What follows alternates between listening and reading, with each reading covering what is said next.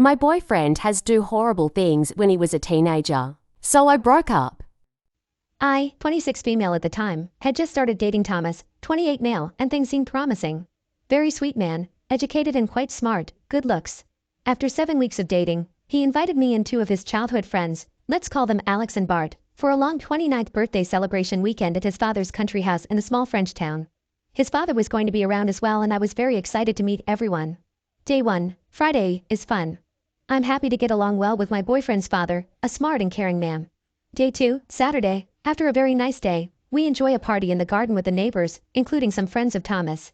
After a few hours and lots of drinks, a group of people gather around a small campfire and start sharing childhood memories. This is where things go wrong. At first, of course, innocent and dumb stories as you would expect, but then Thomas and his friends started sharing really sick stuff. In particular, they told a story about how, when they were 14 or 15 years old, they found it very amusing to bully a boy named Arthur for almost 6 months, a boy of their school who was very isolated and shy. Making jokes, calling names, you name it. As if this was not enough, they created a fake girl profile on MSN Messenger, a computer platform to exchange messages that we used in years 2000s, and spent months exchanging messages with him under the false girl identity, flirting and developing a false relationship with the poor boy. Some people were in the confidence at school and it became a big and cruel joke behind Arthur's back. They used pictures of Bart's real cousin and the boy truly thought he had some kind of online girlfriend to whom he even sent confessions and love messages. At some point they got bored and scheduled a false rendezvous IRL asking the boy to take a bus for 2 or 3 hours, wearing a t-shirt Elmer the Elephant, based on a private joke. Obviously there was no one waiting for him and they did not know how long he waited over there, by himself. If Arthur had not already understood what was going on, he found out the next day at school after Thomas and Bart told the story to everyone, and even shared the love messages that Arthur had been writing. The poor boy stopped coming to class and apparently changed schools, and it is easy to imagine that this must have been extremely traumatizing to him. Do you think that Thomas, Alex and Bart had any bit of shame about it? Not a bit of remorse, in particular on Thomas and Bart's side. They kept making jokes about it and even seemed to regret that they were not good enough at being evil to convince the boy to send exposed or dirty pics. I don't even want to imagine what would have happened if he had done so. To say that I felt uncomfortable would be a gross understatement. I was absolutely horrified and started to despise Thomas more than anything. I was not the only one shocked. Thomas' father, who heard the end of the story, had the most disappointed look in the eyes. His stupid son was so drunk that he did not even notice it. I escaped the party immediately after that and got back to the house.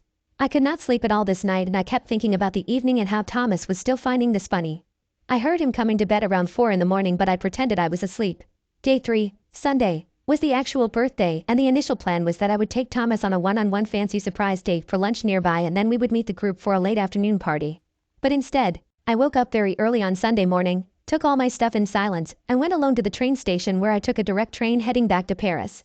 I decided to send a text to Thomas wishing him happy birthday and telling him to meet me at a certain location 1 hour from the house for a surprise, and that I needed to go a little bit in advance to make sure that everything would be perfect. I had picked the location randomly, using Google Maps, to gain time. Thomas read the text around 10 a.m. when he woke up. He responded with excitement that he would follow religiously the instructions. When he arrived there at 12:30, I told him to wait further as there was a little delay on something. Then I asked him to meet me at a restaurant which was a 30-minute drive from the initial location.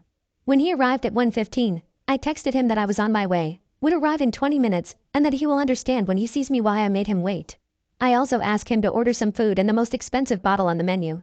Around 1:30 he started calling me several times and sent a lot of worried texts, and after 45 minutes I responded, in French, "So, how does it feel to have people play with your feelings?" Then I stopped responding. I let him call and text the entire afternoon, but never responded. At some point an unknown number called me. It was his friend Alex asking what was going on and that Thomas' birthday was completely ruined because of what I did. I just responded, "This is an extremely small payback for what you did to Arthur. Tell Thomas to stop calling me." And hung up. I blocked them.